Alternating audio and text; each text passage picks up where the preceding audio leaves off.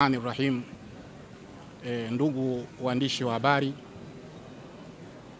kwanza tunamshukuru Mwenyezi Mungu Subhanahu wa Ta'ala kwa kuweza kupata mapokezi mazuri kama haya, na yanafanana mapokezi haya na tukio lililotokea.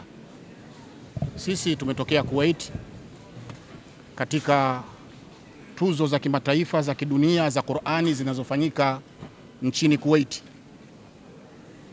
Tuzo hizo zilikuwa na mashindano yalikuwa na vipengele kadhaa. Ilishirikisha nchi 77 za duniani. Washiriki walikuwa 117 walioshindana. Sisi tulikwenda na vijana wawili, kwa maana ya kwamba tulishiriki katika vipengele viwili vya mashindano hayo. Kipengele cha tajwidi na kipengele cha kuhifadhi Qur'ani.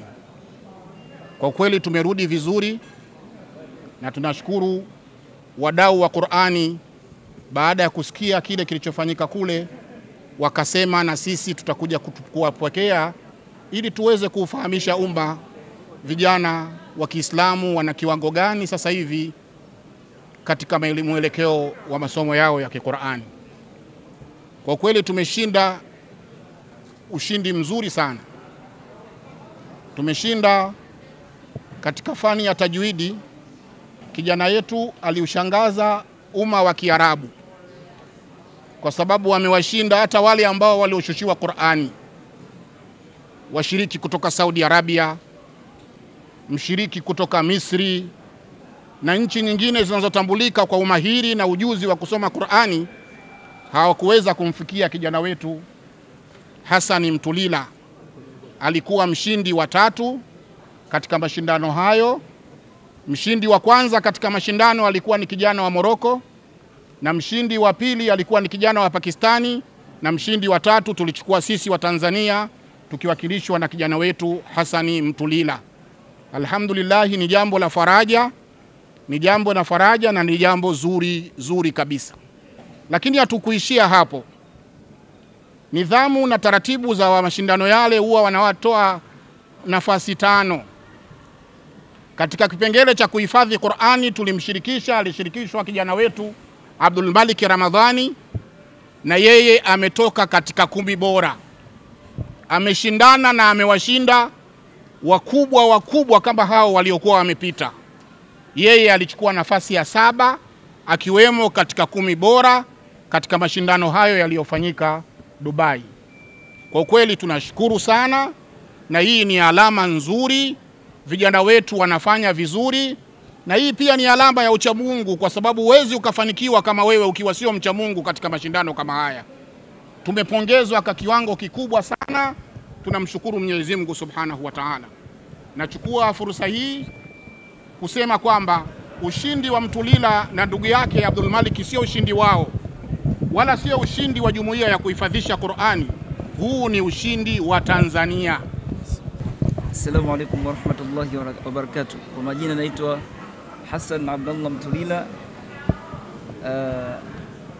Tunashukuru pamoja ndugu yangu Abdul Maliki na mimi tunashukuru kwa kuipata hii fursa adhim, kuipata nafasi kubwa, nafasi ya 3, sio kwa ujanja wetu, bali ni kadari zake Mwenyezi Mungu.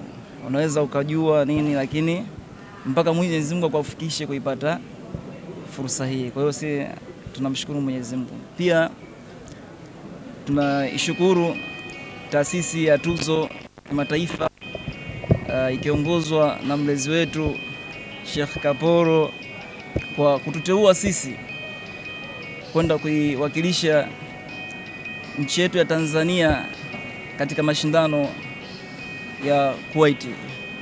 Naam. Wa qamaran munira wa huwa alladhi ja'ala al-layla wan-nahara. Mwenyezi Mungu pia nikujulisheni tu mafanikio yetu yametokana na nini? mafanikio yanatokana na bidii na kumtegemea sana Allah. Basi ndio hivyo tu. Pia nashukuru jumuiya ya kuhifadhisha Qur'ani Tanzania kwa kuteua sisi katika kushiriki mashindano yanayofanyika Kuwait huko, na jumuiya hii ikiongozwa na Sheikh Uthman Ali Kaboro. Tunamshukuru sana kwa kuteua sisi na hatujamwangusha, tumeshiriki vizuri katika mashindano, alhamdulillah.